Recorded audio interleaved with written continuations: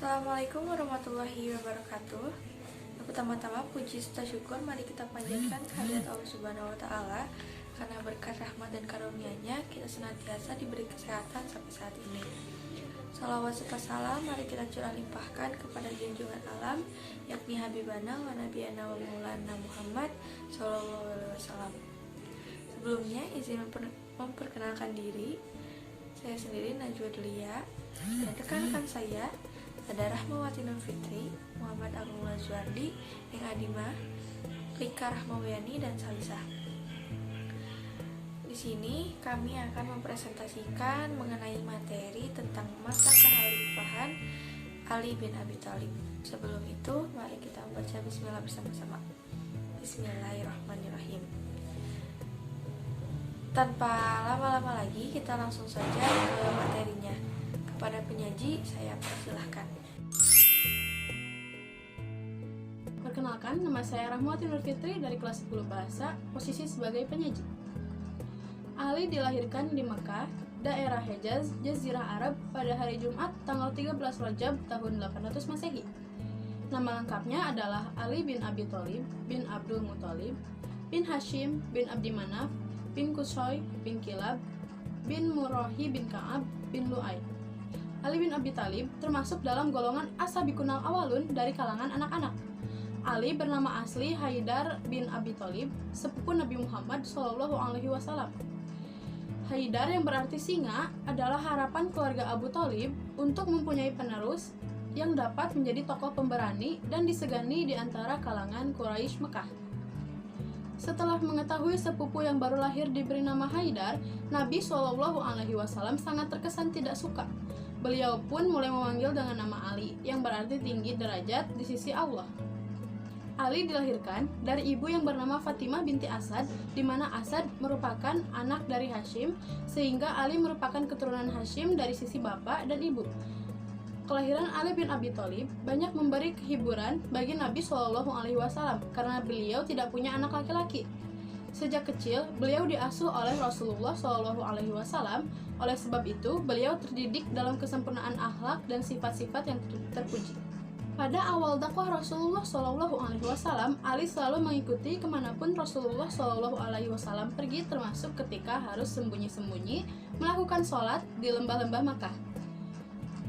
Ali juga rela mempertaruhkan jiwanya untuk Rasulullah SAW ketika pada malam hijrah ke Yasrib, beliau menggantikan tidur di pembaringan Rasulullah SAW. Dari segi keilmuan, Ali bin Abi Thalib termasuk ulama dan hakim terkemuka di kalangan sahabat. Hingga salah satu gelar yang disematkan kepadanya adalah Babul Ilmi atau pintunya ilmu.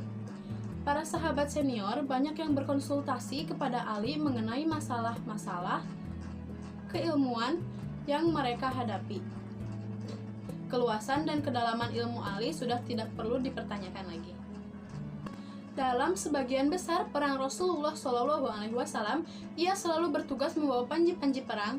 Keberanian, kepahlawanannya, serta kepiawaiannya Ali tak ada tandingannya sehingga diberi julukan Asadullah atau Singa Allah. Ali ikut serta dalam perang Badar maupun perang-perang lainnya. Hanya saja pada peristiwa perang Tabuk, Ali tidak ikut serta karena mendapat tugas dari Rasulullah SAW untuk menjaga keluarga beliau dan menggantikan memimpin kota Madinah.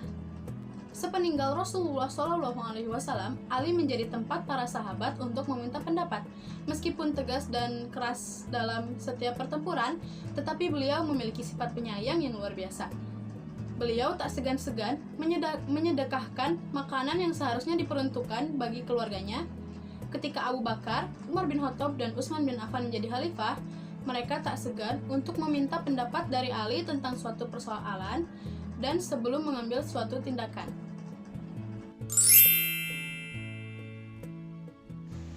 Perkenalkan, nama saya Neng Adimah Rahmah dari kelas 10 Bahasa, posisi sebagai penyaji. Pengangkatan Ali bin Abi Thalib sebagai khalifah. Ketika terjadi penggabungan atas Khalifah Utsman bin Affan oleh para pemberontak, Ali bin Abi Thalib meminta dua orang putranya, Hasan dan Husain, untuk menjaga Khalifah Utsman. Namun, akhir dari pengepungan itu adalah meninggalnya Khalifah Utsman bin Affan. Pasca peristiwa itu, para sahabat berkumpul dan mengutarakan pendapat mereka kepada Ali bin Abi Thalib. Utsman telah tiada dan umat membutuhkan pemimpin. Sampai saat ini, tidak ada seorang pun yang pantas menjadi pemimpin umat Islam selain engkau. Dan tak ada juga seorang pun yang lebih senior dalam Islam dan lebih dekat dengan Rasulullah selain engkau. Ali menolak penunjukan itu dan beliau belum mengambil tindakan apapun. Sementara keadaan semakin kacau dan mengkhawatirkan sehingga Ali ragu untuk mengambil keputusan dan tindakan. Mereka terus mendesak Ali untuk bersedia menjadi khalifah dan mengingatkan keadaan yang lebih buruk akan terjadi jika Ali tidak bersedia menjadi khalifah. Akhirnya, Ali bin Abi Thalib bersedia dan dibayat menjadi khalifah pada tanggal 24 Juni tahun 656 Masehi di Masjid Nabawi. Setelah bayat terlaksana, Ali pun berpidato dan berpesan kepada kaum muslimin, Allah telah menurunkan Al-Quran sebagai petunjuk untuk membedakan yang baik dari yang buruk. Karena itu, lakukanlah kebaikan dan tinggalkanlah keburukan.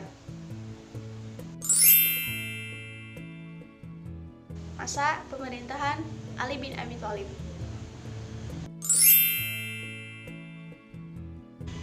Sejak hilangnya nyawa Utsman, Muawiyah yang menjabat sebagai gubernur di Damaskus dan Syria melancarkan tuntutan agar penghilang nyawa Khalifah Utsman ditangkap dan dihukum mati. Lebih dari itu, Muawiyah juga membuat isu politik bahwa Khalifah Ali bin Abi Thalib terlibat dalam peristiwa penghilangan nyawa tersebut. Menurutnya, Ali bin Abi Thalib tidak mau membela dan melindungi Utsman saat para pemberontak menyerbu Madinah. Perselisihan kemudian menimbulkan peperangan antar umat Islam sendiri. Dalam perang itu, 20.000 pasukan pimpinan Khalifah Ali bin Abi Thalib melawan 30.000 pasukan Muawiyah bin Abu Sufyan. Perang tersebut dimenangkan oleh pihak Khalifah Ali bin Abi Thalib. Peperangan ini dinamakan Perang Siffin.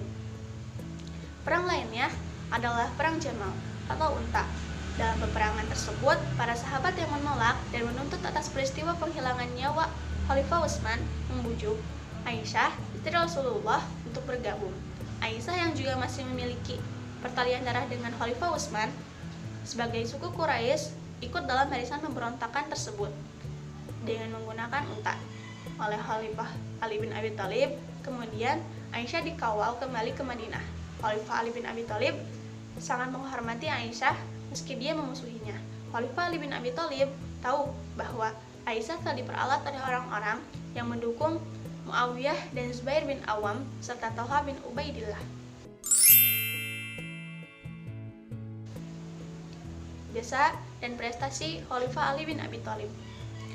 Prestasi yang diraih Khalifah Ali bin Abi Thalib antara lain adalah sebagai berikut. Khalifah Ali bin Abi Thalib adalah pencetus pembentukan sebuah pemerintahan yang efektif dan efisien. Salah satu yang beliau lakukan adalah mengganti para pejabat yang kurang menunjukkan prestasi dalam bekerja. Kebanyakan pejabat yang diganti adalah mereka yang berasal dari keluarga Khalifah Utsman bin Affan atau Bani Umayyah yang mungkin masih kecewa dengan keputusan sebagian kaum muslimin yang mengangkat Ali bin Abi Thalib menjadi khalifah. Hal itu semakin mempertajam kebencian kepada Khalifah Ali bin Abi Thalib. Assalamualaikum warahmatullahi wabarakatuh. Perkenalkan, nama saya Muhammad Abdullah Satria, kelas 10 bahasa, posisi sebagai penyaji. Langkah awal pembenahan keuangan negara ini dilakukan oleh Khalifah Ali bin Abi Thalib dengan menyita harta hasil korupsi dari para pejabat kemudian memecatnya.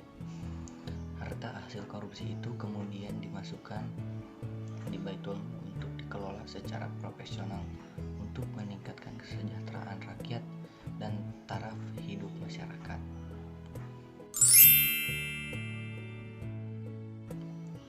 Wilayah kekuasaan pada masa kekhalifahan Ali bin Abi Thalib merambah on sampai di India.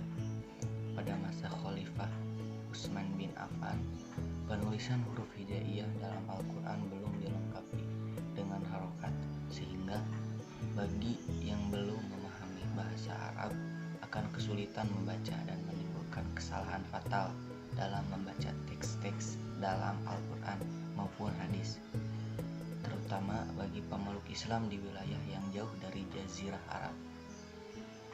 Mencermati hal itu, Khalifah Ali bin Abi Thalib menunjuk Abu Aswad Ad-Du'ali agar merumuskan pokok-pokok pengembangan bahasa Arab, terutama ilmu nahwu, yaitu ilmu yang mempelajari tentang tata bahasa Arab. Dengan adanya ilmu nahwu, maka akan sangat membantu kaum muslimin secara umum untuk memperdalam Al-Quran dalam hadis sebagai sumber utama ajaran Islam. Masa pemerintahan Ali bin Abi Thalib penuh dengan gejolak. Hal itu dipicu oleh konflik internal yang muncul silih berganti sehingga menghambat pemerintahannya. Gejolak ini juga yang mengakibatkan pada subuh tanggal 17 bulan Ramadan 40 Hijriah, Ali bin Abi Thalib ditikam oleh Ibnu Muljam pada 20 Ramadan. Beliau meninggal dan dimakamkan di Kufah. Beliau meninggal dalam usia 63 tahun dan menjadi khalifah selama 4 tahun 9 bulan. Cukup sekian presentasi dari kelompok kami pada kali ini. Mohon maaf bila ada kesalahan. Jangan pernah puas dengan apa yang kami berikan tadi. Tetap semangat. Terima kasih atas perhatiannya. Wassalamualaikum warahmatullahi wabarakatuh.